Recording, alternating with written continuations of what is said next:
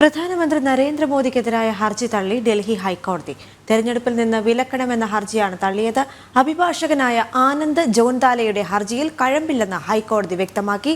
പ്രധാനമന്ത്രിയുടെ പ്രസംഗത്തിൽ അയോധ്യ, കർത്താപൂർ ഇടനാഴി പരാമർശങ്ങളിലായിരുന്നു പരാതിക്ക് ഇടയാക്കിയത്. വിവരങ്ങളുമായി ഡൽഹിയിൽ നിന്ന് എസ് നന്ദഗോപൻ ചേരുകയാണ്. നന്ദഗോപൻ, ഭാരതീയ ജനതാ പാർട്ടിക്കും പ്രധാനമന്ത്രി നരേന്ദ്രമോദിക്കും ഏറെ ആശ്വാസകരമായൊരു നടപടി തന്നെയാണ് കോടതിയുടെ ഭാഗത്തു നിന്നുണ്ടായിരിക്കുന്നത്. എന്തൊക്കെയാണ് വിശദാംശങ്ങൾ? ഇതേ ഹർജി തന്നെയായിരുന്നു നേരത്തെ, അല്ലെങ്കിൽ ഇതേ പരാതി തന്നെയായിരുന്നു നേരത്തെ ഇലക്ഷൻ കമ്മീഷന് മുന്നിലും ഉണ്ടായിരുന്നത്. അതായത് ഇക്കഴിഞ്ഞ 9-ന് ഉത്തർപ്രദേശിലെ പിലീഭത്തിൽ നടന്ന ഇന്ത്യയുടെ തെരഞ്ഞെടുപ്പ് റാലിയിൽ പ്രധാനമന്ത്രി നടത്തിയ ചില പരാമർശങ്ങളാണ് പരാതിക്ക് ഇടയാക്കിയിരുന്നത്. അത് രാമക്ഷേത്രം സാധ്യമാക്കിയതിന് പിന്നിൽ BJP-യുടെ ആ ത്യാഗത്തിന്റെയും അതേപോലെ തന്നെ BJP നടന്ന വഴികളും ഓരോന്നും പ്രധാനമന്ത്രി വ്യക്തമാക്കിയിരുന്നു.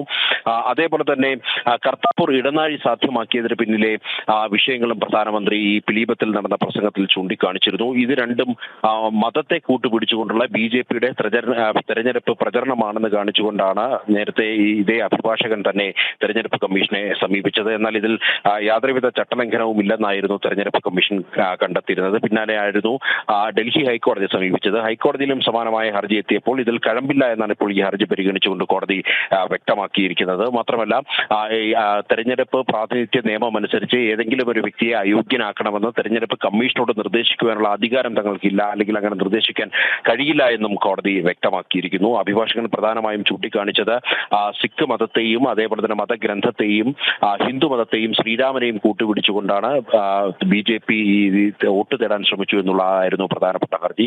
എന്നാൽ അത് തെളിയിക്കുവാൻ വേണ്ടി കോടതിയിൽ ഹർജിക്കാരന് സാധിച്ചില്ല എന്നുള്ളതാണ് വാസ്തവം. മാത്രമല്ല, 2009-ൽ ഉദ്ഘാടനം ചെയ്ത പദ്ധതിയാണ് കർത്താപൂർ ഇടനാഴി. അത് ഇപ്പോൾ പരാമർശിച്ചതിൽ യാതൊരുവിധ തെറ്റുമില്ല എന്ന് നേരത്തെ തെരഞ്ഞെടുപ്പ് കമ്മീഷൻ വ്യക്തമാക്കിയതാണ്. മാത്രമല്ല, അയോധ്യ രാമക്ഷേത്രമാണെങ്കിലും അത് BJP-യുടെ തെരഞ്ഞെടുപ്പ് പത്രികയിൽ തന്നെ ഉൾപ്പെടുത്തിയ വിഷയങ്ങളാണ്. ആ വിഷയങ്ങൾ പരാമർശിക്കുന്നതിൽ മറ്റ് പ്രശ്നങ്ങളില്ല എന്നായിരുന്നു തെരഞ്ഞെടുപ്പ് കമ്മീഷന് വിലയിരുത്തിയത്. ഏതായാലും ഹൈക്കോടതിയുടെ മുന്നിലേക്ക് വരുന്നപ്പോൾ ഹൈക്കോടതി ഈ വിഷയങ്ങളൊക്കെ തന്നെ വ്യക്തമായി തന്നെ പരിശോധിച്ച ശേഷമാണ് ഈ ഹർജി തള്ളിയിരിക്കുന്നത്.